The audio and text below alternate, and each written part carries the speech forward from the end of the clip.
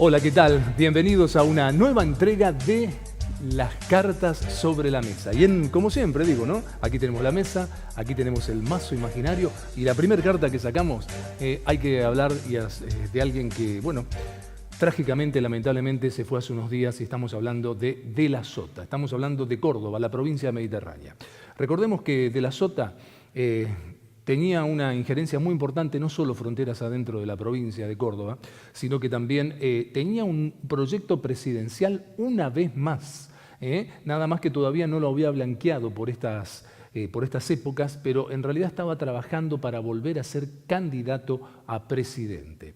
Y como uno siempre tiene que decir, y que pasa en todos los aspectos de la vida, seguramente también en tu vida, ¿no?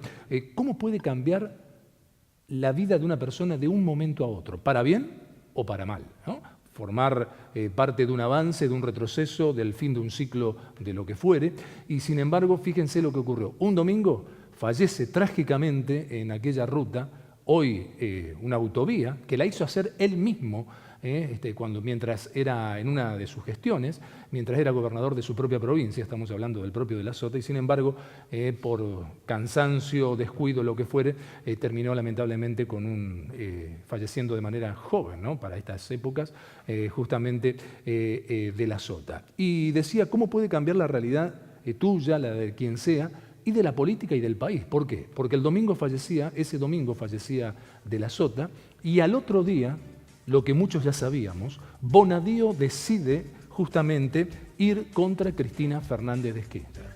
Y aquí las divisiones se vuelven a profundizar, ¿no? Se hace una zanja aún mayúscula. Están los que desean que sí vaya presa, están los que desean que nunca vaya presa, y están los que razonan y dicen, tendría que ir si esto es cierto, no tendría que ir si esto no es cierto. Perfecto. El tema es el siguiente. Yo quiero como siempre, proponerles un análisis de realidad, ¿no? Y en esa propuesta, justamente aquí en Las Cartas sobre la Mesa, en La Salada TV, lo que quiero decir es lo siguiente. Se habla de asociación ilícita, se habla de justamente que la procesa con esa figura, pero si yo hago revisionismo en la justicia, reviso un poco los parámetros de la justicia argentina en su historia, yo hasta podría decirles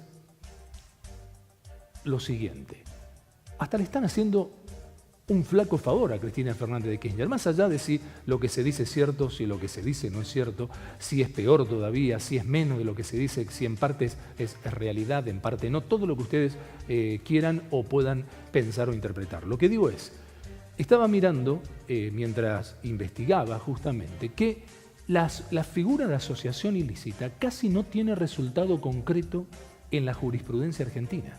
Es decir, que de alguna manera se logra con esa frase, con esa figura, hacer un ruido social, mediático, político, algo así como yo diría, es como que ya comenzó la campaña del 2019, nada más que la estamos adelantando también. Es decir, con esta concreción de ir por el proceso justamente y que tenga varios juicios orales, justamente 3 en total, Cristina Fernández de Kirchner el año que viene, o casualidad, justo cuando hay elecciones en la Argentina. Porque si sigo también con mis apuntes, aquí en el mazo, también saco otra carta y digo, habitualmente los juicios orales en la Argentina han tardado una barbaridad, no se han realizado en pocos meses.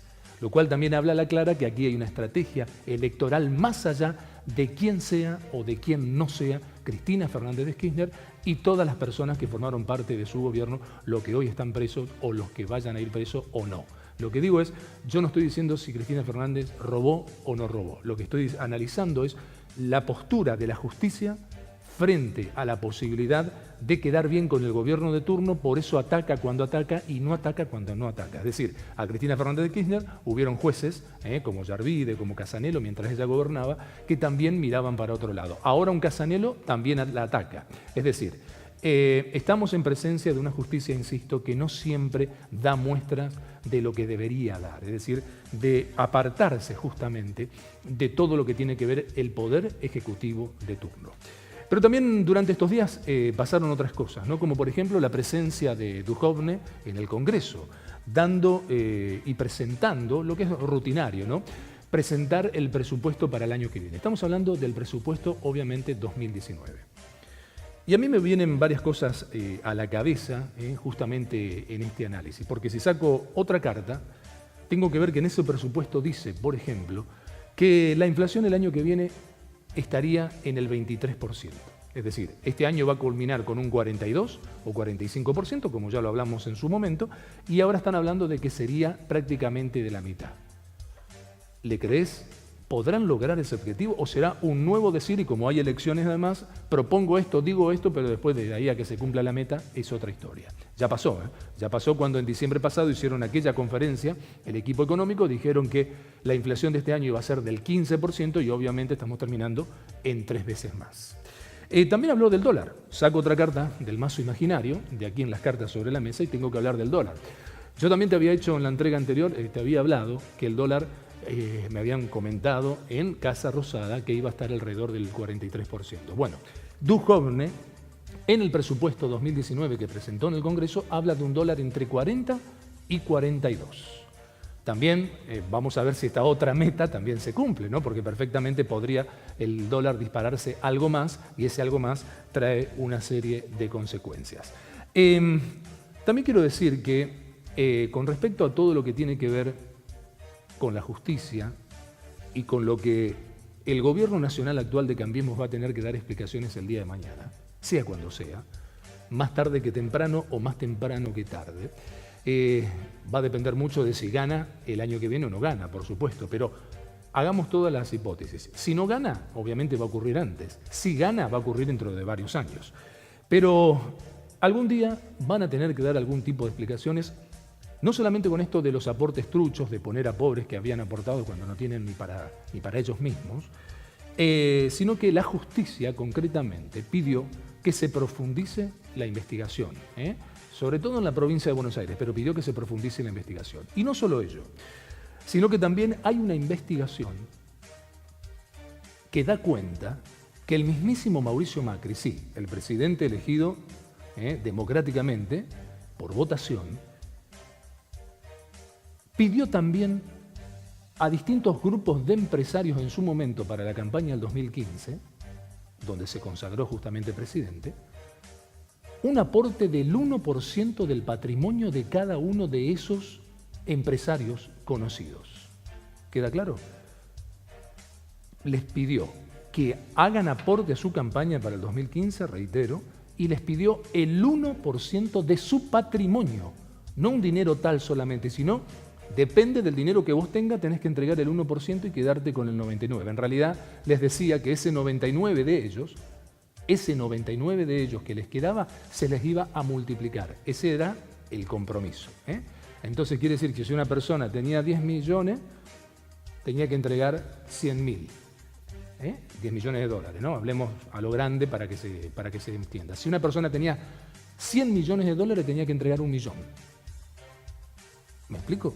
Entonces estamos hablando de alguien que justamente está haciendo las veces de transparencia, aparentando que eran los otros solamente los que robaban o lo que recaudaban para una campaña de una manera no ética, no moral y de un modo que no se corresponde. Y sin embargo hay investigaciones, insisto, que no son de la oposición, no son de la oposición, no son de Unidad Ciudadana o Frente para la Victoria, como le quieran llamar, del peronismo hoy federal que quiere ser una alternativa para el año que viene, no.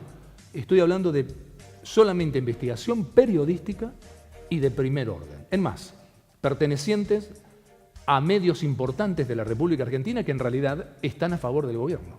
Así que si imagínate, están a favor del gobierno esos periodistas y han descubierto y constatado esto, así que imagínense de qué bola estamos hablando para más adelante, ¿no? Insisto, para dentro de poco tiempo, según las elecciones del año que viene, o para dentro de varios años, pero en definitiva un día van a tener que aclarar de cómo fue realmente esta historia. Te reitero, el 1% del patrimonio se los pedía. Y hay algo más todavía que no quiero dejarlo pasar en esta información. Y con este tema precisamente. Les aclaraba además que esa entrega de dinero para su campaña tenía que ser entregada en negro. En negro. ¿Queda claro? Entonces lo que digo es cómo las apariencias engañan, ¿no? Parece una cosa y después termina siendo otra. O lo que siempre te digo, cuanto más esfuerzos hace la mesa chica de Cambiemos para diferenciarse del gobierno anterior, en todo caso, más se terminan pareciendo. Aquí llegamos entonces al final de esta entrega, la tercera entrega justamente de las cartas sobre la mesa. Y la invitación de siempre, que compartamos aquí toda la información, la actualidad y todo lo que tiene que ver con la política, lo económico, lo social, lo empresarial a nivel nacional e internacional. Así que la propuesta de siempre, que vos y yo pongamos todas las semanas aquí las cartas sobre la mesa. Chao, hasta la próxima.